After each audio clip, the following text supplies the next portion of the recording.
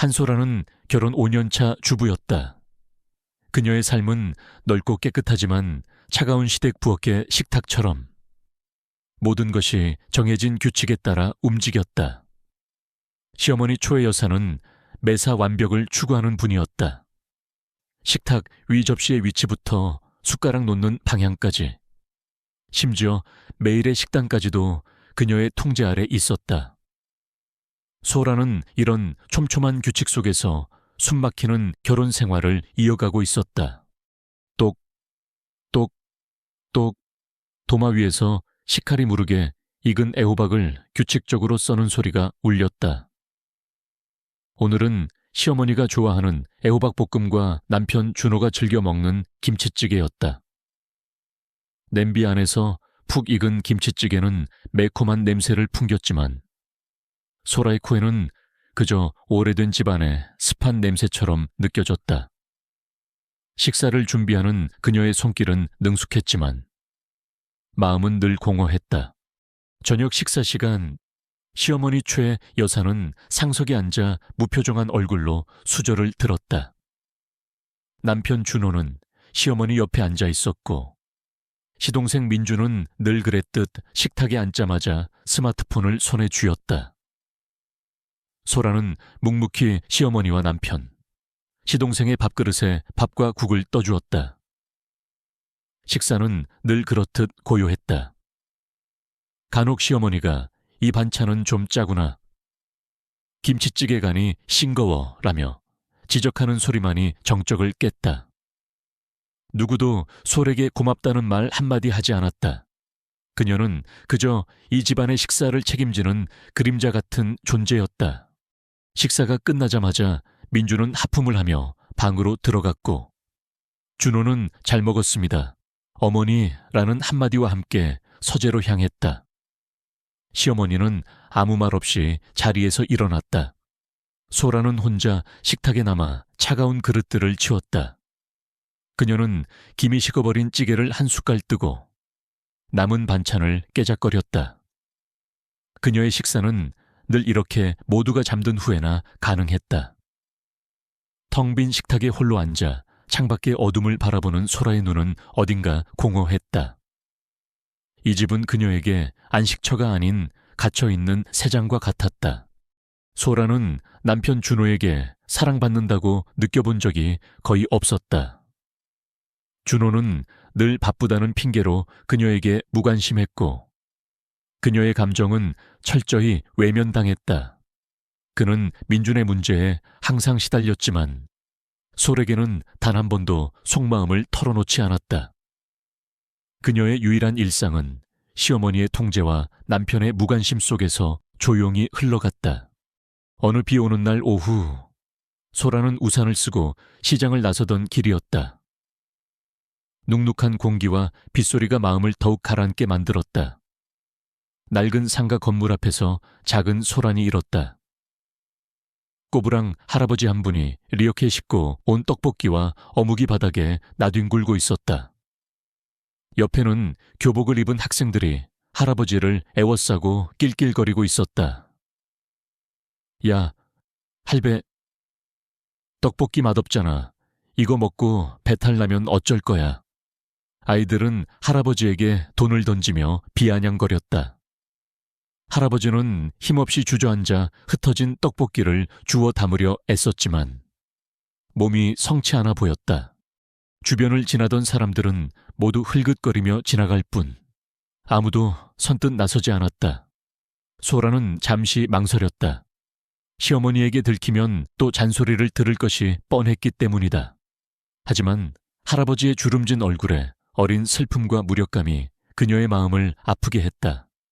그녀는 망설임 없이 우산을 접고 할아버지에게 다가갔다. 이봐요. 학생들이 이러면 안 되죠. 어서 할아버지께 사과하고 이거 다 치우세요. 소라의 목소리는 작았지만 그 속에는 단호함이 담겨 있었다. 학생들은 갑작스러운 소라의 등장에 당황한 듯 서로를 쳐다봤다. 아줌마가 뭔데 그래요? 한 학생이 반항하듯 말했다. 소라는 학생들의 눈을 똑바로 응시했다. 이분은 우리 모두의 할아버지 같은 분이세요. 함부로 행동하지 마세요. 그리고 남에게 피해를 줬으면 사과해야죠. 그녀의 단호한 태도에 학생들은 기가 죽은 듯 머뭇거렸다. 결국 학생들은 마지못해 죄송합니다 라고 중얼거린 후 자리를 떴다. 소라는 할아버지의 곁에 무릎을 꿇고 앉아 흩어진 떡볶이와 어묵을 함께 주워 담았다. 할아버지의 손은 차가웠고 그의 어깨는 가늘게 떨리고 있었다. 소라는 주머니에서 지갑을 꺼냈다. 비록 시어머니가 주는 용돈은 넉넉하지 않았지만 그녀는 망설이지 않았다. 할아버지, 제가 이거 다 사드릴게요. 맛있게 잘 먹겠습니다. 소라는 할아버지의 손에 돈을 쥐어주었다. 할아버지의 눈에는 눈물이 그렁거렸다. 아가씨, 정말 고맙네. 고맙네. 할아버지는 연신 고맙다는 말을 반복하며 소라의 손을 잡았다. 소라는 할아버지의 따뜻한 손을 잡으며 마음 한구석이 찡해지는 것을 느꼈다. 이 작은 선행이 그녀의 마음속에 따뜻한 온기를 불어넣었다. 그녀는 비로소 자신이 살아있음을 느꼈다. 소라는 집으로 돌아와 낡은 옷장 서랍 깊숙한 곳에서 빛바랜 수첩 하나를 꺼냈다. 수첩 속에는 그녀가 몰래 모아둔 오래된 한식 요리법들이 빼곡히 적혀 있었다. 그것은 단순한 레시피가 아니었다. 그녀가 어린 시절 할머니와 함께 요리하며 행복했던 기억들, 그리고 언젠가 자신만의 식당을 열고 싶었던 꿈이 담겨 있었다. 수첩의 첫 페이지에는 잉크로 그린 작은 종이약 그림이 흐릿하게 남아 있었다. 그 종이약은 그녀의 할머니가 돌아가시기 전 솔에게 직접 접어주며 이 종이약처럼 자유롭게 너의 꿈을 펼쳐라고 말했던 기억의 상징이었다. 소라는 수첩을 펼쳐들고 오래된 요리법들을 읽어 내려갔다. 복잡하고 손이 많이 가는 궁중 요리, 소박하지만 정성이 가득 담긴 사찰 음식, 그리고 어머니가 자주 해주셨던 푸짐한 가정식까지.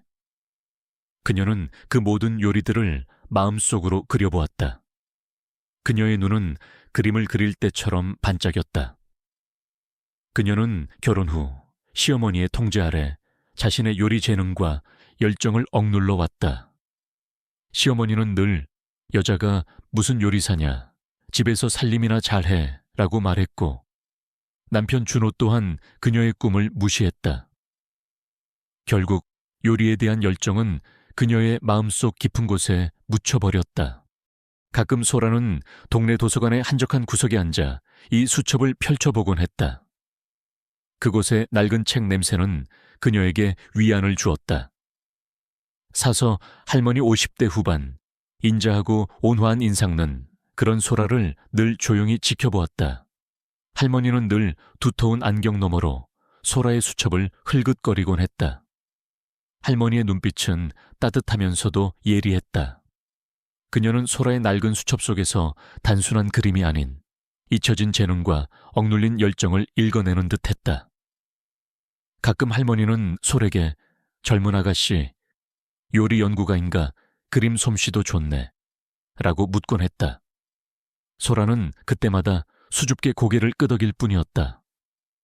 할머니는 의미심장한 미소를 지으며 소라의 어깨를 토닥여주곤 했다.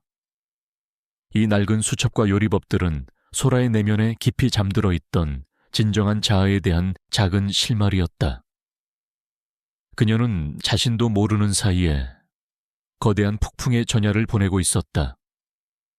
그녀의 삶은 겉으로는 화려했지만 내면은 텅 비어 있었다. 그녀는 스스로도 알지 못하는 사이에 거대한 폭풍의 전야를 보내고 있었다. 소라의 삶은 시들어가고 있었다. 겉으로는 평화로워 보이는 결혼 생활이었지만 균열은 깊어지고 있었다. 남편 준호의 무관심은 여전했고 시어머니 초의 여사의 통제는 더욱 심해졌다. 시동생 민준의 도박 문제는 날이 갈수록 심각해졌지만 그 모든 짐은 소라의 어깨를 짓눌렀다. 그녀는 낡은 수첩 속 요리법들을 보며 겨우 버티고 있었다. 그날은 유난히 집안 분위기가 무거웠다. 시동생 민주는 며칠째 집에 들어오지 않았고 그의 도박빚이 감당할 수 없는 수준에 이르렀다는 소문이 돌았다. 시어머니는 초조한 듯 안절부절 못했고 남편 준호는 방에 틀어박혀 전화만 붙들고 있었다. 소라는 묵묵히 저녁 식사를 준비했지만 아무도 숟가락을 들지 않았다. 늦은 밤 민준이 만신창이가 된 채 집으로 돌아왔다. 그의 얼굴은 피투성이었고 옷은 너덜너덜했다. 뒤이어 덩치 큰 남자 몇 명이 민준을 따라 들어왔다. 그들은 사채업자들이었다. 이봐요. 이 아들이 우리 돈을 얼마나 많이 뜯어갔는지 알기나 해.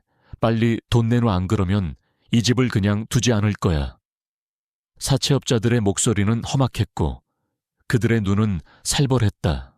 시어머니는 사색이 되어 소리를 질렀다. 무슨 소리 하는 거야? 우리 아들이 그럴 리 없어. 엄마, 내가 미안해. 민주는 흐느끼며 바닥에 주저앉았다. 사채업자들은 아랑곳하지 않았다. 좋아. 그럼 이 집이라도 내놔. 이 집 담보로 돈 빌려간 거 아니야. 그들은 집안을 둘러보며 물건들을 부수기 시작했다. 준호는 그제야 방에서 뛰쳐나왔다. 잠깐만요. 무슨 소리 하는 거야. 이 집은 우리 집안에 대대로 내려온 집이야. 함부로 건드리지 마. 함부로 건드리지 말라고. 그럼 돈을 내놔. 이 자식이 이 집을 담보로 돈 빌려갔다고. 사채업자들은 비웃으며 민준이 작성한 계약서를 던졌다. 계약서에는 민준의 도장과 함께 이 집을 담보로 거액의 돈을 빌렸다는 내용이 적혀 있었다. 소라는 그 자리에서 얼어붙었다. 이 집을 담보로. 그녀는 믿을 수 없다는 듯 계약서를 집어들었다. 그 집은 준호의 할아버지가 직접 지은 집으로 가족에게는 단순히 주택을 넘어선 의미를 가지고 있었다. 집안의 모든 중요한 행사가 이곳에서 치러졌고 가족들의 웃음과 눈물이 스며들어 있는 공간이었다. 가족의 자부심이자 정신적인 버팀목 같은 존재였다. 그런데 민준이 그 집을 몰래 담보로 잡고 돈을 빌려 탕진한 것이었다. 이게 무슨 소리야. 여보, 민준이가 이 집을 담보로 잡았다고. 소라는 준호를 돌아봤다. 준호의 얼굴은 창백했고 그는 아무 말도 하지 못했다. 형님도 알고 계셨죠? 나한테 돈 빌려준 거 아니야. 형님도 공범이야. 민준이 소리쳤다. 소라는 준호의 눈을 똑바로 응시했다. 준호의 눈빛은 불안하게 흔들렸다.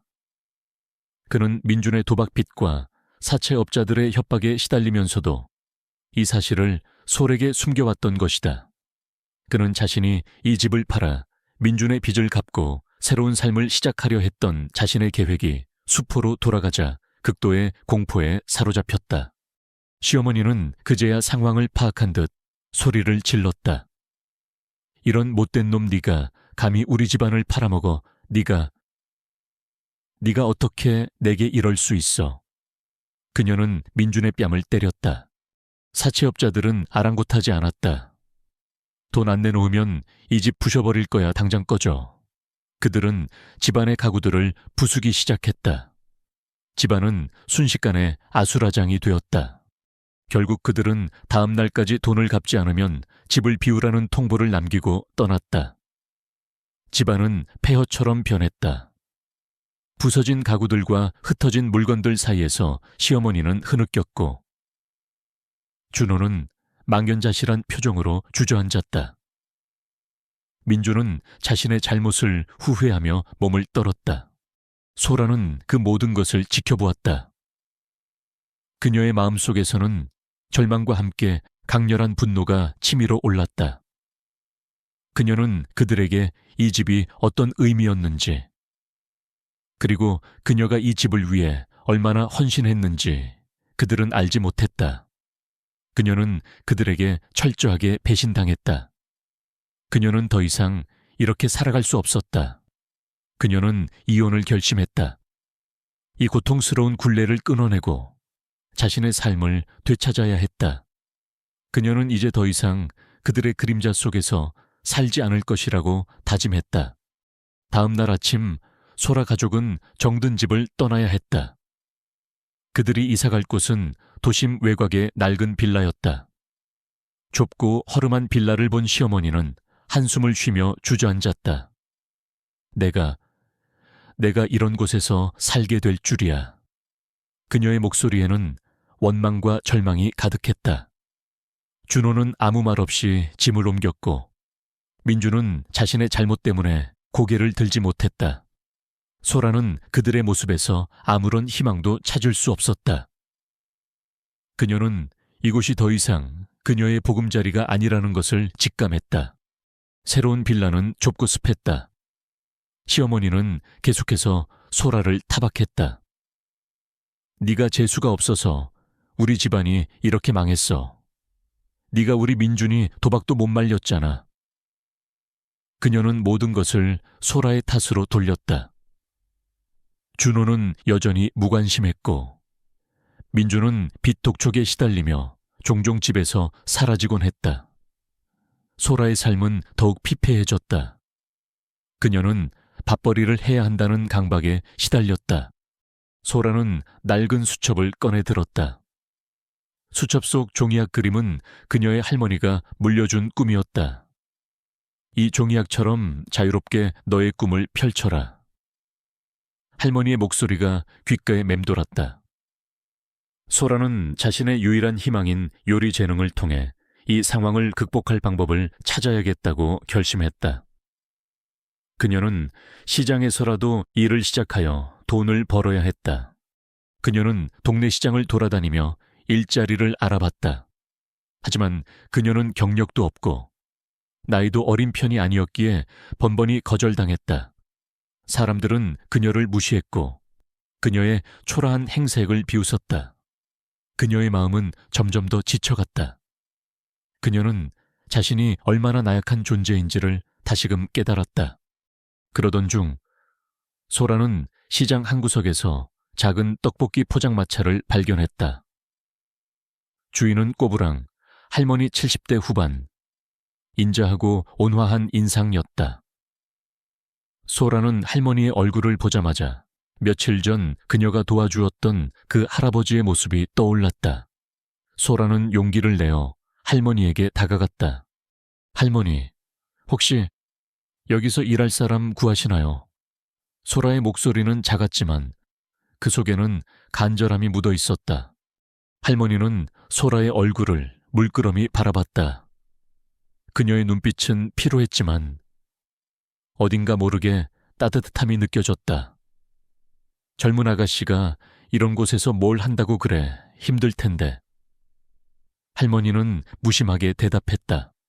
저는 요리하는 걸 좋아합니다. 힘든 일도 마다하지 않을게요. 한 번만 기회를 주세요. 소라의 목소리에는 절박함이 묻어 있었다. 할머니는 잠시 소라의 눈을 들여다보더니 이내 고개를 끄덕였다. 그래, 그럼 내일부터 나와봐. 대신 월급은 얼마 안 돼. 할머니의 말에 소라의 얼굴에는 희미한 미소가 떠올랐다. 그녀는 자신의 재능을 펼칠 수 있는 작은 기회를 잡았다는 사실에 안도했다. 그녀는 알지 못했다. 이 작은 떡볶이 포장마차가 그녀의 삶을 송두리째 바꿀 운명의 장소가 될 것이라는 것을, 그리고 이 할머니가 그녀의 숨겨진 재능을 알아보고 그녀의 인생을 다시 시작할 수 있도록 도와줄 구원자가 될 것이라는 것을. 그녀는 이제 더 이상 어둠 속에 갇히지 않을 것이다. 그녀는 자신의 꿈을 향해, 그리고 자유를 향해 한 걸음 내딛었다. 소라는 시장 어귀의 낡은 떡볶이 포장마차에서 일하기 시작했다. 새벽 일찍부터 나와 재료를 손질하고 해가 질 때까지 꼬박 서서 손님을 맞았다. 주인 할머니, 이 여사 그녀를 도와주었던 그 떡볶이 할아버지와는 다른 인물, 별개의 떡볶이 할머니로 설정는 말수가 적었지만 그녀의 눈빛에는 따뜻한 배려가 담겨 있었다. 할머니는 소라의 묵묵한 노력을 알아주는 듯했다. 소라의 주된 일은 어묵꼬치에 어묵을 꿰고 떡을 삶고 포장마차를 정리하는 것이었다. 그녀의 손은 설거지로 인해 거칠어졌고 몸은 늘 피곤했지만 그녀의 마음은 이전보다 훨씬 가벼웠다. 이곳에서는 아무도 그녀를 비난하거나 무시하지 않았다. 그녀는 돈을 벌고 있다는 사실 자체가 그녀에게 큰 위안이 되었다. 어느 날 할머니가 솔에게 떡볶이 양념을 만들어 보라고 했다. 소라야, 오늘 떡볶이 양념을 네가 만들어 봐. 내가 옆에서 지켜볼 테니 내 마음대로 해봐. 할머니의 목소리에는 그녀의 재능을 인정하는 듯한 믿음이 담겨 있었다. 소라는 놀랐지만 이내 감사한 마음으로 양념을 만들기 시작했다. 그녀는 낡은 수첩을 꺼내 들었다. 수첩 속에는 그녀가 어린 시절부터 꿈꿔왔던 자신만의 떡볶이 레시피가 있었다. 그녀는 레시피대로 고춧가루와 설탕, 간장 등을 계량하고 자신만의 비밀 재료를 추가했다. 그녀의 손은 마치 마법이라도 부리는 듯 능숙하게 움직였다. 그녀는 떡볶이 양념 하나에 자신의 모든 열정과 진심을 담았다. 그녀는 매운맛 속에 숨겨진 단맛, 그리고 깊은 감칠맛을 끌어내려 애썼다. 그날부터 할머니네 떡볶이는 조금씩 변화하기 시작했다. 소라가 만든 떡볶이는 매콤하면서도 달콤하고 깊은 감칠맛으로 손님들의 입맛을 사로잡았다. 그녀는 떡볶이 외에도 몇 가지 새로운 메뉴들을 개발하여 손님들에게 제공했다. 그녀의 손맛은 입소문을 타고 퍼져나갔고 포장마차는 점차 활기를 되찾았다. 텅 비어있던 포장마차 앞은 점심시간마다 손님들로 북적였고 저녁에도 끊임없이 손님들의 발길이 이어졌다. 한편 민주는 소라가 시장에서 떡볶이를 팔고 있다는 소식을 듣자마자 펄펄 뛰었다. 그는 소라가 돈을 벌기 시작했다는 사실에 극도의 불안감을 느꼈다. 저 여자가 돈을 벌면 이혼 소송에서 나한테 불리해질 텐데 그는 소라가 자신의 통제를 벗어나는 것을 용납할 수 없었다. 그는 소라를 비웃으며 그녀의 일을 방해할 계획을 세웠다. 어느 날 저녁, 민주는 술에 취해 떡볶이 포장마차로 찾아왔다. 그는 포장마차 앞에 서서 큰 소리로 소라를 불렀다. 야, 한소라, 네가 여기서 뭘 하는 거야? 이런 누추한 곳에서 일하는 게 창피하지도 않아. 그의 목소리는 시끄러웠고 그의 눈은 소라를 경멸하는 듯한 시선으로 가득했다. 그는 그녀의 앞치마를 잡아당기며 비웃었다. 내까짓 게 뭘 한다고 어서 집으로 돌아와. 이혼이고 뭐고 다 때려치우고. 포장마차 앞의 손님들은 민준의 돌발 행동에 놀라 그를 쳐다봤다. 소라는 당황했지만 애써 침착함을 유지하려 했다. 민준 씨, 여기서 이러지 마세요. 손님들 계세요. 손님 무슨 손님, 이런 허름한 포장마차에 누가 온다고, 당신 같은 게 뭘 한다고. 어서 집으로 돌아와. 내가 어떻게 당신 같은 여자랑 같이 살았는지 모르겠네. 민주는 소라의 팔을 잡고 끌고 가려 했다. 그때 할머니가 민준의 앞을 가로막았다. 이봐, 젊은이. 여기서 소란 피우지 마. 영업방해야. 할머니의 목소리는 낮았지만 그 속에는 단호함이 담겨 있었다. 민주는 할머니를 비웃었다. 할망구, 비켜요. 이 여자는 제 아내입니다. 제가 데려갈 겁니다. 내 아내라니, 이 아가씨는 내 식당 직원이야. 그리고 함부로 남의 직원을 끌고 갈 수 없어. 할머니의 눈빛은 민준을 꿰뚫어 보는 듯했다. 그녀의 작은 몸에서는 예상치 못한 강한 기운이 뿜어져 나왔다. 민주는 할머니의 눈빛에 움찔했지만 이내 다시 소라를 향해 소리쳤다. 당신, 내가 당신이 여기서 일하는 거 다 소문낼 거야. 당신이 얼마나 형편없는 여자인지 다 말할 거라고. 그는 소라의 명예를 훼손하려 했다. 그는 소라의 뺨에 침을 뱉으려 시도했다. 바로 그때 포장마차 앞에서 떡볶이를 먹고 있던 단골 손님들이 민준을 향해 비난의 목소리를 높였다. 이봐요. 젊은 사람, 여기서 뭐 하는 짓이야. 아가씨가 얼마나 열심히 일하는데 함부로 말하지 마. 맞아.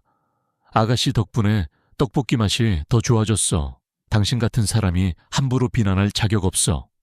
손님들의 말에 민주는 당황한 듯 뒷걸음질 쳤다. 그는 결국 아무 말도 하지 못하고 포장마차를 떠났다. 소라는 손님들의 따뜻한 말에 눈물이 핑 돌았다. 그녀는 이곳에서 처음으로 사람들의 지지와 응원을 받았다. 그녀는 자신의 재능이 인정받고 자신이 존중받는다는 사실에 감격했다. 준호는 민준의 소란 소식을 듣고도 아무런 반응을 보이지 않았다. 그는 여전히 민준의 도박빚과 가족 문제에만 신경 썼고 소라의 감정이나 그녀의 삶에는 전혀 관심이 없었다. 시어머니 초의 여사 또한 소라가 떡볶이 포장마차에서 일한다는 소식을 듣고는 별 볼 일 없는 곳에서 돈이나 벌겠다고 설치는구나 라며 비웃었다. 그녀는 소라가 자신들의 명예를 더럽힌다고 생각했다. 그녀는 아들 민준과 준호의 편에 서서 소라를 더욱 압박했다. 하지만 소라는 더 이상 그들의 비난에 흔들리지 않았다. 그녀는 할머니의 가르침 아래 요리에 더욱 매진했다. 할머니는 솔에게 단순히 요리 기술뿐만 아니라 음식에 대한 철학, 그리고 사람의 마음을 움직이는 요리에 진정한 의미를 가르쳐 주었다. 그녀는 소라의 숨겨진 재능을 알아보고 그녀를 믿어주었다. 소라는 할머니의 가르침 속에서 자신의 손맛이 더욱 깊어지는 것을 느꼈다. 그녀는 이제 단순히 맛있는 음식을 만드는 것을 넘어 음식으로 사람들의 마음을 치유하고 위로하는 방법을 배우기 시작했다. 그녀는 자신의 꿈을 향해, 그리고 자유를 향해 한 걸음 더 나아갔다. 그녀는 알지 못했다. 이 작은 떡볶이 포장마차에서 시작된 그녀의 여정이 훗날 그녀를 거대한 무대의 주인공으로 만들 것이라는 것을 소라가 떡볶이 포장마차에서 일하기 시작하면서 그녀의 삶은 떡볶이의 매콤달콤한 맛처럼 생기를 되찾았다. 낡고 허름했던 포장마차는 소라의 정성과 손맛 덕분에 시장의 명물이 되었다. 입소문은 빠르게 퍼져나갔고 점심시간과 저녁시간에는 줄을 서서 떡볶이를 맛보려는 손님들로 북적였다. 소라는 할머니의 묵묵한 지지 아래 자신의 요리 실력을 마음껏 펼쳤다. 그녀에게 요리는 더 이상 생계를 위한 수단이 아니었다. 그것은 그녀의 열정이자 고통 속에서도 빛을 잃지 않는 희망이었다. 하지만 소라의 작은 성공은 민준과 시어머니 최 여사의 눈에는 가시와 같았다. 민준은 소라가 경제적으로 자립하여 자신에게서 완전히 벗어날까봐 극도로 불안해했다. 그의 불안감은 점차 분노로 변했고 그는 소라의 삶을 방해하기 위해 온갖 비열한 수단을 동원했다. 민준은 시장 주변에 솔에 대한 헛소문을 퍼뜨렸다. 저 여자는 남편 버리고 도망친 여자야 돈 때문에 남자도 갈아치울 년이라고. 그는 포장마차 앞을 지나가는 손님들에게 노골적으로 비난을 퍼부었다. 심지어 인터넷 카페에 익명으로 글을 올려 할머니네 떡볶이의 음식 위생 상태와 소라의 인성을 악의적으로 비방하기도 했다. 그의 목표는 단 하나. 소라의 명예를 실추시키고 그녀의 꿈을 짓밟는 것이었다. 시어머니 최 여사 또한 소라의 성공이 못마땅했다. 그녀는 민준의 말만 믿고 소라를 비난하며 아들의 잘못을 인정하려 하지 않았다. 겨우 떡볶이나 파는 주제에 감히 어딜 넘봐 우리 집안 명예를 더럽히는 것들은 절대 용서할 수 없어. 그녀는 아들 민준과 준호의 편에 서서 솔에게 끊임없이 전화하여 모욕적인 말을 퍼부었다. 그녀는 자신이 소라를 인정하는 순간 아들의 잘못을 인정하는 꼴이 된다고 생각했다. 그녀의 자존심과 아들에 대한 맹목적인 사랑이 진실을 가리고 있었다. 소라는 그들의 비난과 방해 공작에 시달리면서도 묵묵히 자신의 자리를 지켰다. 그녀는 할머니의 따뜻한 격려와 단골 손님들의 묵묵한 지지 덕분에 버틸 수 있었다. 손님들은 민준의 헛소문에도 불구하고 할머니네 떡볶이를 찾았고 소라의 떡볶이 맛은 더욱 입소문을 탔다. 사람들은 소라의 진심과 노력을 알아주었다. 그녀는 더 이상 그들의 비난에 흔들리지 않았다. 그녀의 마음은 떡볶이처럼 뜨겁고 단단해지고 있었다. 그러던 어느 날 할머니에게서 뜻밖의 소식이 들려왔다.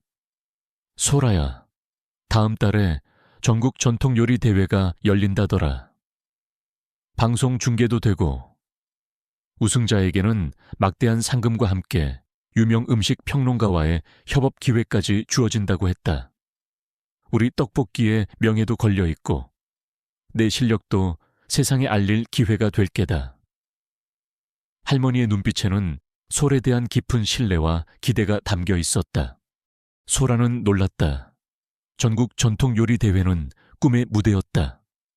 그녀는 자신이 그런 큰 무대에 설 자격이 있는지 망설였다. 할머니, 저는 아직 부족한데요. 그녀의 목소리는 자신감이 없었다. 무슨 소리냐, 내게는 남다른 손맛과 사람의 마음을 움직이는 요리 실력이 있어. 내 떡볶이에는 이야기가 담겨 있다. 네가 만든 음식은 단순한 음식이 아니라 먹는 사람의 마음을 치유하는 힘이 있어. 나가야 한다. 소라야, 네 실력을 세상에 보여줘야 해. 할머니는 소라의 어깨를 토닥이며 용기를 주었다. 그녀의 말은 소라의 마음속 깊은 곳에 잠들어 있던 열정을 다시금 불러일으켰다. 소라는 대회 출전을 결심했다. 그녀는 할머니의 지도 아래 밤낮 없이 연습에 매진했다. 그녀는 떡볶이의 전통적인 맛을 지키면서도 자신만의 독창적인 레시피를 개발했다. 그녀는 요리 하나하나에 자신의 모든 것을 담아냈다. 그녀의 요리는 단순한 기술이 아니었다. 그것은 그녀의 고통과 인내, 그리고 새로운 삶을 향한 열정이 담긴 예술 작품이었다. 그녀는 낡은 수첩 속 종이학 그림을 보며 자신에게 주어진 저주와 같은 시련을 극복하고 자유롭게 날아오르겠다고 다짐했다. 민주는 소라가 대회에 나간다는 소식을 듣자마자 펄펄 뛰었다. 미쳤어. 당신이 무슨 요리 대회야. 망신당할 일 있어. 당장 그만둬. 내가 어떻게 당신 같은 여자랑 같이 살았는지 모르겠네. 그는 소라의 성공을 두려워했다. 그녀가 더 큰 무대에서 인정받으면 자신이 그녀를 통제할 수 없게 될 것이라고 생각했기 때문이다. 그는 소라를 찾아와 온갖 협박과 비난을 쏟아냈다. 만약 네가 대회에서 망신이라도 당하면 내가 너와 준호 형의 이혼 소송을 방해하고 모든 것을 폭로할 거야. 당신이 얼마나 형편없는 아내였는지 세상에 다 알릴 거라고. 그는 준호와의 관계를 걸고 넘어지며 소라의 약점을 찔렀다. 소라는 민준의 협박에 잠시 흔들렸다. 준호와의 관계는 이미 깊은 균열이 있었지만 세상의 추악한 진실이 드러나는 것은 피하고 싶었다. 그녀는 밤새도록 고민했다.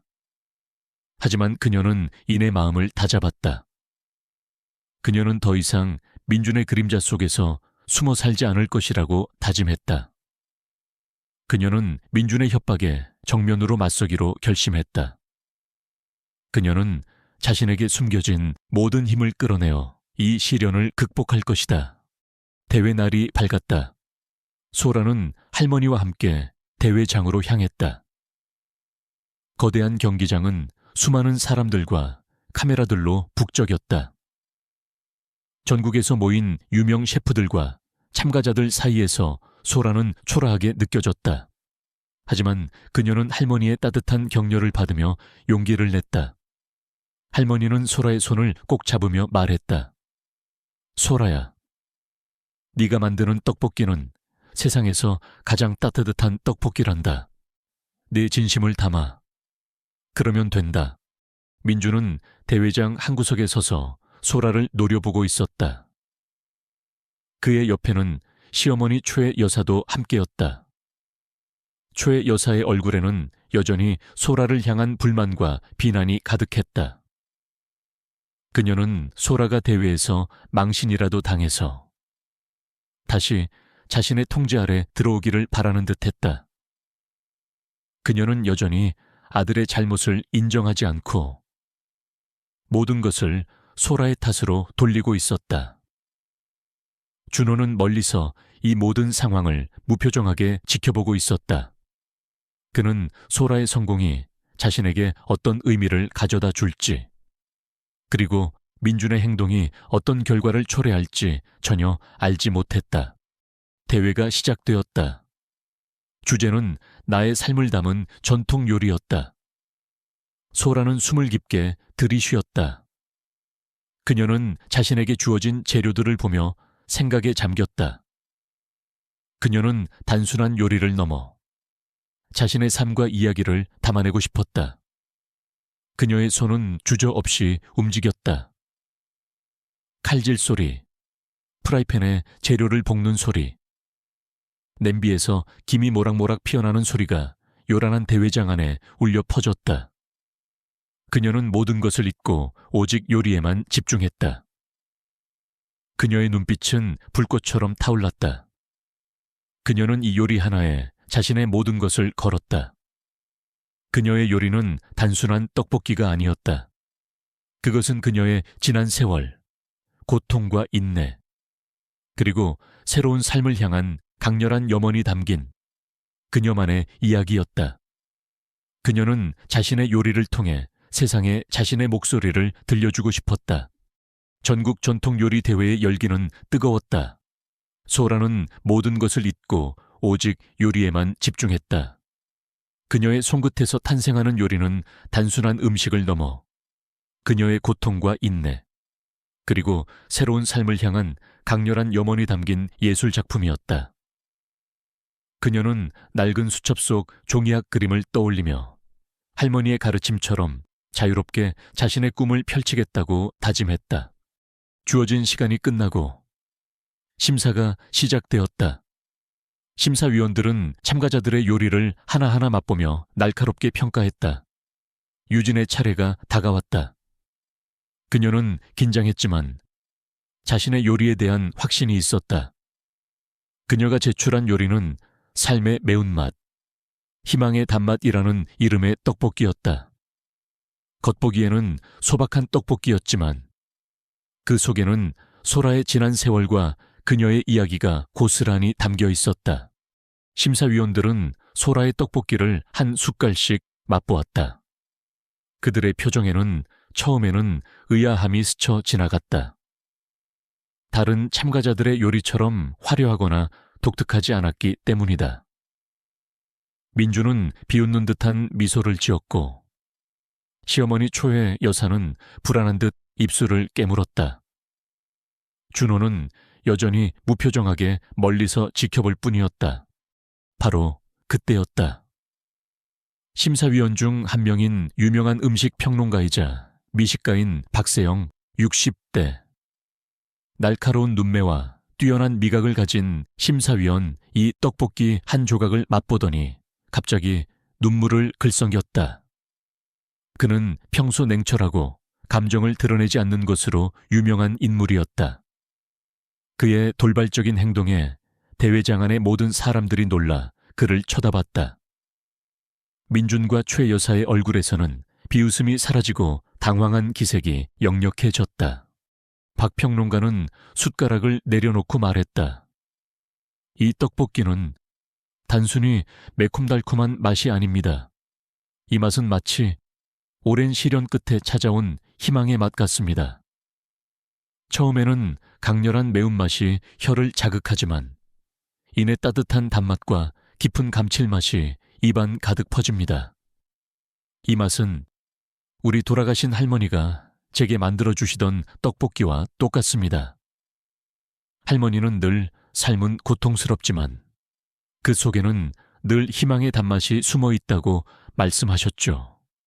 이 떡볶이는 단순히 잘 만든 음식이 아니라 영혼을 울리는 맛입니다. 그의 목소리는 감격으로 떨리고 있었다. 그는 소라의 떡볶이에서 잊고 지냈던 할머니의 따뜻한 위로와 사랑을 느꼈던 것이다. 오랜 침묵이 흐른 후 박 평론가는 말을 이어갔다. 특히 이 떡볶이 안에 숨겨진 작은 메시지가 있습니다. 그는 떡볶이 접시에 놓인 작은 잎사에 모양의 쌈을 펼쳤다. 그 안에는 정교하게 접힌 작은 종이학 모양의 떡 한 조각이 들어있었다. 이 종이학은 단순히 장식이 아닙니다. 이것은 요리사의 진심과 간절한 염원이 담긴 메시지입니다. 저는 이 떡볶이에서 요리사의 삶의 이야기를 읽었습니다. 고통과 좌절 속에서도 희망을 잃지 않고 꿋꿋이 자신의 길을 걸어온 한 여인의 이야기가 담겨 있습니다. 이 떡볶이는 진정한 의미의 예술 작품입니다. 박 평론가의 설명이 끝나자 대회장하는 순식간에 술렁거렸다. 여기저기서 작은 탄식과 함께 감탄사가 터져 나왔다. 사람들은 소라의 요리가 가진 진정한 의미를 깨달았다. 민주는 얼굴이 하얗게 질렸다. 소라의 요리가 이렇게 큰 감동을 줄 것이라고는 상상도 하지 못했기 때문이다. 그는 소라의 재능을 비웃고 짓밟으려 했지만 그녀는 오히려 그 재능으로 세상의 인정을 받고 있었다. 최 여사는 멍한 표정으로 소라를 바라봤다. 그녀가 그토록 무시하고 비난했던 며느리의 요리가 유명 평론가의 눈물까지 이끌어내고 예술작품이라는 칭송을 받았다는 사실에 그녀는 충격과 함께 알 수 없는 감정에 휩싸였다. 준호 또한 아내의 숨겨진 재능과 그 요리에 담긴 이야기에 놀란 듯 소라를 응시했다. 그 순간 민주는 소라의 요리를 망치려 했다. 그는 심사위원들의 시선이 다른 곳에 집중된 틈을 타 소라의 조리대 위로 다가가 미리 준비해둔 식초통을 집어들었다. 그는 식초를 떡볶이 솥에 넣어 요리를 망치려 했다. 하지만 소라의 눈은 그 순간을 놓치지 않았다. 그녀는 민준의 움직임을 감지하고 몸을 날려 식초통을 쳐냈다. 쨍그랑 소리와 함께 식초통은 바닥에 떨어져 깨졌고 식초는 사방으로 흩어졌다. 민준의 얼굴에는 당황한 기색이 역력했다. 그의 악행이 만천에 드러나는 순간이었다. 지금 뭐 하는 짓이야? 심사위원들과 관객들이 일제히 민준을 향해 소리쳤다. 민준은 소라를 향해 분노에 찬 시선을 보냈지만 이내 수많은 사람들의 비난과 시선에 압도되어 뒷걸음질 쳤다. 그는 자신의 추악한 모습이 만천에 드러났다는 사실에 몸을 떨었다. 박 평론가는 민준의 행동을 보고 더욱 분노했다. 이런 비열한 짓을 하다니 당장 이 사람을 끌어내세요. 박 평론가의 단호한 목소리에 진행 요원들이 민준을 끌어냈다. 그는 비명을 지르며 발악했지만 그의 목소리는 더 이상 아무런 힘도 없었다. 결과가 발표되었다. 전국 전통 요리 대회 대상은 한소라 셰프입니다. 대회장 안은 우레와 같은 박수갈채로 가득 찼다. 사람들은 환호했고 소라의 이름을 연호했다. 소라는 감격에 겨워 눈물을 글썽였다. 그녀는 할머니를 바라봤다. 할머니는 따뜻한 미소를 지으며 고개를 끄덕였다. 그녀의 눈에는 소라에 대한 자랑스러움과 사랑이 가득했다. 소라는 무대에 올라 트로피를 받아들었다. 그녀는 카메라 플래시 세례 속에서 환하게 미소 지었다. 그녀는 이 승리가 단순한 요리 대회의 승리가 아니라는 것을 알고 있었다. 그것은 그녀의 삶을 짓눌렀던 모든 고통과 억압으로부터의 해방이자 그녀의 진정한 자아를 찾아낸 승리였다. 그녀는 자신이 가진 재능과 열정을 통해 세상에 자신의 목소리를 들려주는데 성공했다. 최 여사는 대회장 한 구석에 앉아 소라의 모습을 바라봤다. 그녀의 얼굴에는 충격과 함께 뒤늦은 후회가 스쳐 지나갔다. 그녀가 그토록 무시하고 짓밟았던 며느리가 이렇게 큰 무대에서 빛나는 존재가 될 줄은 꿈에도 상상하지 못했다. 그녀는 아들 민준의 추악한 행동과 소라의 빛나는 성공을 보며 자신의 모든 것이 무너지는 것을 느꼈다. 그녀는 자신이 얼마나 오랫동안 잘못된 길을 걸어왔는지 비로소 깨달았다. 그녀의 눈에서는 뒤늦은 후회의 눈물이 흘러내렸다. 준호는 소라의 승리에 놀란 듯 멍하니 서 있었다. 그는 아내의 진정한 가치를 뒤늦게 깨닫는 듯했다. 소라는 무대 위에서 할머니와 박 평론가에게 감사의 인사를 전했다. 그녀의 목소리는 떨렸지만 그 속에는 진심 어린 감격과 함께 미래에 대한 강한 희망이 담겨 있었다. 그녀는 이제 더 이상 어둠 속에 갇힌 존재가 아니었다. 그녀는 빛나는 무대 위에서 자신만의 빛을 발하는 진정한 요리사, 그리고 자신의 삶을 스스로 개척해 나가는 당당한 여성으로 다시 태어났다. 그녀의 저주는 풀리고 있었다. 요리 대회 우승은 한소라의 삶에 거대한 파도를 몰고 왔다. 그녀의 요리는 더 이상 단순한 음식이 아니었다. 그것은 고통 속에서 피어난 희망의 증거이자 한 여인의 굳건한 의지를 담은 삶의 예술이었다. 민준의 비열한 방해 공작은 오히려 소라의 진심을 더욱 빛나게 만들었고 그의 명성을 바닥으로 떨어뜨렸다. 대회 직후 민준의 횡령 혐의에 대한 경찰 조사가 본격적으로 시작되었다. 소라의 변호사와 협력하여 제출된 증거 자료들은 그의 모든 죄를 명확히 드러냈다. 도박 빚으로 인한 자금난, 그리고 소라의 동의 없이 가족의 집을 몰래 담보로 잡고 돈을 빌린 사실이 밝혀지자 민준은 더 이상 변명할 여지조차 없었다. 그는 결국 구속되었고 준호와의 이혼 절차도 순조롭게 진행되었다. 민준은 모든 것을 잃었다. 명예, 재산, 그리고 가족까지도. 그의 인생은 한순간에 나락으로 떨어졌다. 소라는 준호와의 이혼 서류에 도장을 찍으며 홀가분하면서도 씁쓸한 기분을 느꼈다. 5년간의 결혼 생활이 이렇게 허무하게 끝났다는 사실이 그녀의 마음을 아프게 했다. 하지만 동시에 그녀는 새로운 삶을 향한 강한 기대감에 사로잡혔다. 그녀는 이제 더 이상 누군가의 그림자 속에서 살지 않을 것이다. 그녀는 자신만의 빛으로 빛나는 존재가 될 것이다. 한편 준호는 소라의 우승과 민준의 몰락을 지켜보면서 깊은 혼란에 빠졌다. 그는 자신이 얼마나 오랫동안 소라의 아픔을 외면하고 동생의 잘못을 방치했는지 비로소 깨닫기 시작했다. 그는 솔에게 진심으로 다가가 사과하고 싶었지만 그녀에게 너무나 큰 상처를 주었기에 용기가 나지 않았다. 그는 소라의 곁을 맴돌며 뒤늦은 후회와 자책감에 시달렸다. 그의 눈빛에는 이전의 무관심 대신 아내를 잃은 공허함과 미안함이 가득했다. 오경민 셰프는 소라의 재능을 높이 평가하며 그녀에게 자신의 레스토랑에서 함께 일할 것을 제안했다. 소라 씨의 요리는 기술을 넘어선 감동을 줍니다. 저는 소라 씨와 함께 한국 전통 음식의 새로운 길을 개척하고 싶습니다. 오 셰프의 제안은 솔에게는 꿈만 같은 기회였다. 그녀는 망설임 없이 제안을 수락했다. 그녀는 할머니와 오 셰프의 도움을 받아 자신만의 요리 세계를 펼칠 수 있게 되었다. 대회가 끝나고 며칠 뒤 소라는 할머니와 함께 떡볶이 포장마차에 앉아 있었다.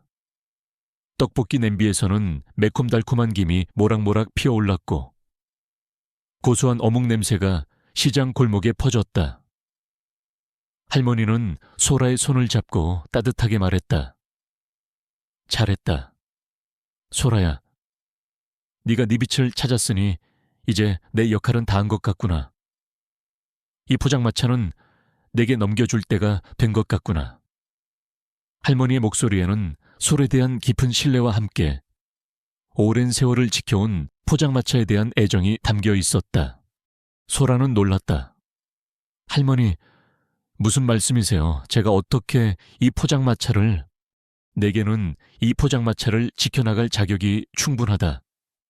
아니, 나보다 더 잘 해낼 게다. 내 요리에는 사람의 마음을 치유하는 힘이 있어. 이 포장마차는 네가 만드는 음식을 통해 사람들에게 위로와 행복을 줄 수 있을 게다. 할머니는 따뜻하게 미소 지었다. 소라는 할머니의 진심을 느끼며 눈물을 글썽겼다. 그녀는 할머니의 뜻을 받아들여 할머니네 떡볶이의 새로운 주인이 되기로 결심했다. 그때 포장마차 문이 열리고 시어머니 최 여사가 들어섰다. 그녀의 얼굴은 초췌했고 눈은 붉게 충혈되어 있었다. 그녀의 손에는 작은 보따리가 들려 있었다. 최 여사는 소라를 보자마자 천천히 다가와 무릎을 꿇었다. 소라야, 내가 너에게 정말 죽을 죄를 지었다. 민준이가 그런 놈인 줄도 모르고 내가 너를 얼마나 힘들게 했니? 내가 정말 잘못했다. 그녀는 흐느끼며 소라의 손을 잡았다. 소라는 당황했지만 최 여사의 손을 뿌리치지 않았다. 그녀는 최 여사의 눈을 바라봤다. 그 눈에는 더 이상 이전의 오만함이나 비난은 없었다. 오직 후회와 미안함, 그리고 진심 어린 참회만이 가득했다. 그녀는 최 여사의 진심을 느낄 수 있었다. 어머니, 이제 괜찮아요. 이제 다 지났어요. 소라는 최 여사의 손을 잡고 일으켜 세웠다. 최 여사는 흐느끼며 말했다. 아니다. 소라야, 내가 내게 지은 죄는 평생 갚아도 모자라다. 민준이가 그렇게 될 줄은 나는 정말 몰랐다. 네가 얼마나 힘들어했을까. 내가 내게 얼마나 모진 말을 했니. 그녀는 말을 잇지 못하고 눈물을 쏟아냈다. 어머니, 저 이혼하겠습니다. 소라는 조용히 말했다. 그녀의 목소리는 차분했지만 단호했다. 최 여사의 눈물이 멈췄다. 그녀는 아무 말도 하지 못했다. 그녀의 얼굴에는 체념과 함께 며느리를 놓아줄 수밖에 없다는 뒤늦은 인정이 담겨 있었다. 그녀는 고개를 끄덕였다. 그래, 네가 행복하다면 그래야지. 내가 내게 해줄 수 있는 게 아무것도 없구나. 최 여사의 목소리는 슬픔에 잠겨 있었다. 최 여사는 이내 보따리를 풀어 헤쳤다. 보따리 안에는 그녀가 직접 담근 장아찌와 김치, 그리고 소라가 가장 좋아하던 나물 반찬들이 정갈하게 담겨 있었다. 소라야, 이게 네가 가장 좋아하던 집밥이다. 내가 해줄 수 있는 건 이것밖에 없구나. 최 여사의 손은 떨리고 있었지만 그녀의 눈빛에는 소라를 향한 미안함과 함께 뒤늦게나마 며느리를 위한 마음이 담겨 있었다. 소라는 차려진 밥상을 바라봤다. 밥상 위에는 화려한 반찬은 없었지만 그 안에는 시어머니의 진심과 후회가 담겨 있었다. 소라는 말없이 숟가락을 들었다. 뜨끈한 떡볶이 국물과 함께 따뜻한 온기가 그녀의 몸을 감쌌다. 그녀는 밥을 먹는 내내 아무 말도 하지 않았다. 그녀의 눈에서는 뜨거운 눈물이 쉴 새 없이 흘러내렸다. 그것은 슬픔의 눈물이 아니었다. 그것은 지난 세월의 서름과 뒤늦게나마 찾아온 화해, 그리고 새로운 삶을 향한 희망이 뒤섞인 복잡한 감정의 눈물이었다. 할머니는 두 사람을 조용히 바라봤다. 그의 얼굴에는 온화한 미소가 걸려 있었다. 그는 소라가 진정한 의미의 자유를 찾았다는 것을 알고 있었다. 소라는 이제 더 이상 과거에 얽매이지 않을 것이다. 그녀는 자신의 요리로, 자신의 삶으로 새로운 역사를 써나갈 것이다. 차려진 밥상은 단순한 식사가 아니었다.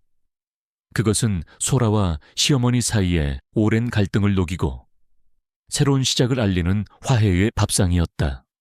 이 밥상은 소라의 삶에 새로운 맛을 더하는 계기가 될 것이다. 요리대회 우승과 이혼, 시어머니의 진심 어린 화해의 밥상. 소라의 삶은 지난 2년간 놀랍도록 변화했다. 그녀는 이제 더 이상 시들어가는 꽃이 아니었다. 대신 자신의 손맛과 진심으로 새로운 삶을 엮어가기 시작했다. 과거의 아픔은 그녀를 짓누르던 족쇄가 아니라 더 단단하게 성장시키는 걸음이 되었다. 2년 후 소라는 할머니네 떡볶이의 간판을 한소라의 떡볶이로 바꾸어 달았다. 낡은 포장마차는 그녀의 손길로 깔끔하고 아늑한 작은 식당으로 탈바꿈했다. 메뉴는 여전히 떡볶이와 어묵이 주를 이뤘지만 소라만의 섬세한 손맛과 창의적인 레시피가 더해져 특별한 요리로 재탄생했다. 그녀가 만드는 음식은 단순히 배를 채우는 것을 넘어 먹는 이들의 마음을 위로하고 치유하는 힘을 가지고 있었다. 시장 상인들은 그녀를 소라 셰프라 부르며 존경을 표했다. 오경민 평론가는 한소라의 떡볶이에 단골이 되었다.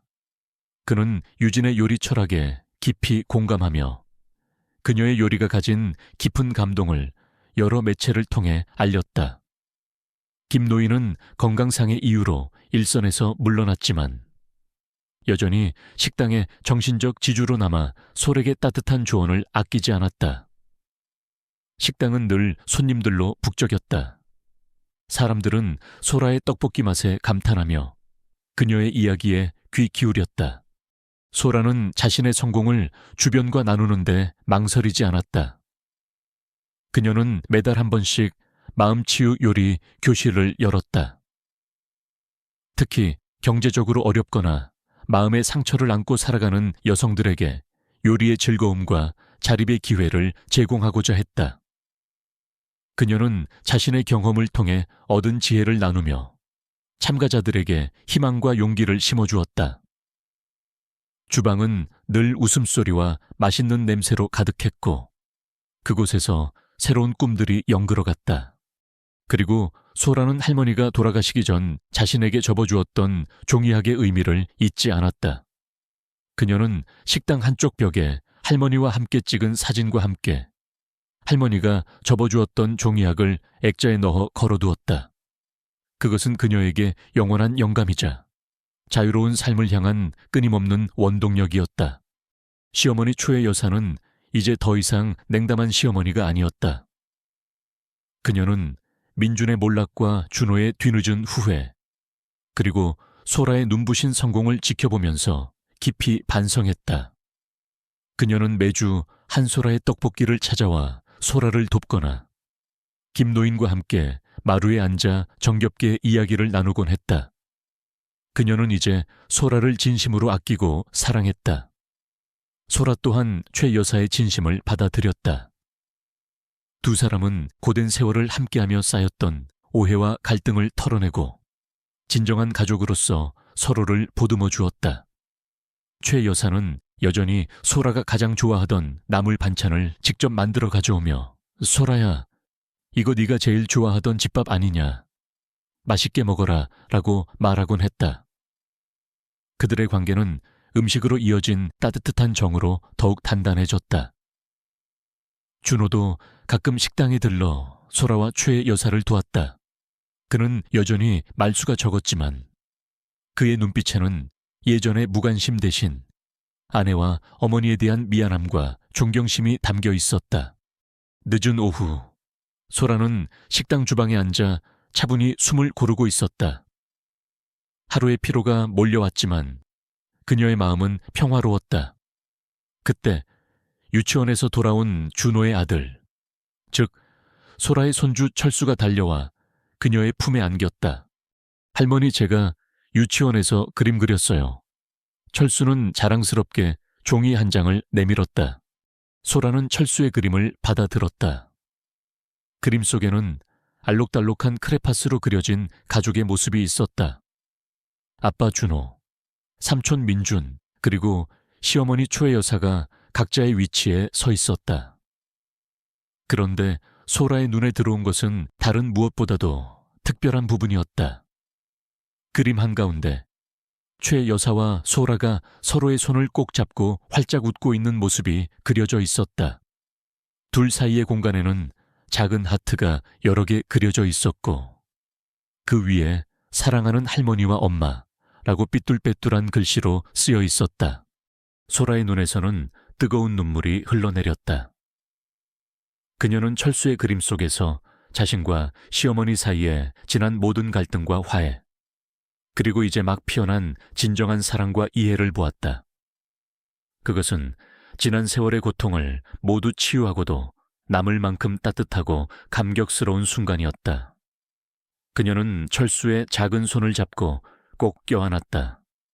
철수야, 고마워. 정말 고마워. 바로 그때 식당으로 들어오던 준호와 시어머니 최 여사가 철수의 그림을 보았다. 최 여사의 눈도 소라처럼 이내 눈물로 그렁거렸다. 그녀는 자신의 아들인 준호가 아닌 며느리 소라와 자신이 손을 잡고 있는 그림을 보며 감격했다. 이혼 후에도 소라가 자신의 곁에서 진정한 가족이 되어주었다는 사실에 가슴이 뭉클해졌다. 준호 또한 그림을 보며 눈물을 흘렸다. 그의 아들이 그린 그림 속에서 그는 비로소 자신이 잃어버렸던 가장 소중한 가치, 즉 가족의 진정한 의미를 깨달았다. 민준으로 인해 깨졌던 가족의 균열이 손주 철수의 그림 한 장으로 비로소 봉합되는 순간이었다. 온 가족이 그림 한 장 앞에 서서 눈물을 흘렸다. 소라는 이제 더 이상 어둠 속에 갇힌 존재가 아니었다. 그녀는 자신의 요리로, 자신의 삶으로 세상에 따뜻한 맛을 선물하고 사람들의 마음을 치유하는 진정한 요리사가 되었다. 그녀는 고통 속에서 피어난 희망의 증거이자 자신의 삶을 스스로 개척해 나가는 당당한 여성으로 우뚝 섰다. 그녀의 이야기는 이제 막 시작되었을 뿐이었다. 그녀의 요리는 앞으로도 수많은 사람들의 마음을 따뜻하게 물들일 것이고 그녀의 가족은 그림처럼 따뜻하고 견고하게 이어질 것이다. 소라의 이야기에 귀 기울여 주셔서 감사합니다. 가족은 사랑이 시작되고 결코 끝나지 않는 곳입니다. 때로는 단순한 그림 한 장이 가장 깊은 상처를 치유하고 진정한 가족의 의미를 일깨워 주기도 합니다. 이 이야기를 공유하여 용서와 사랑, 그리고 가족의 힘에 대한 메시지를 더 많은 분들께 전해주세요. 저희 채널의 다른 감동적인 이야기들도 놓치지 않으려면 좋아요와 구독 부탁드립니다.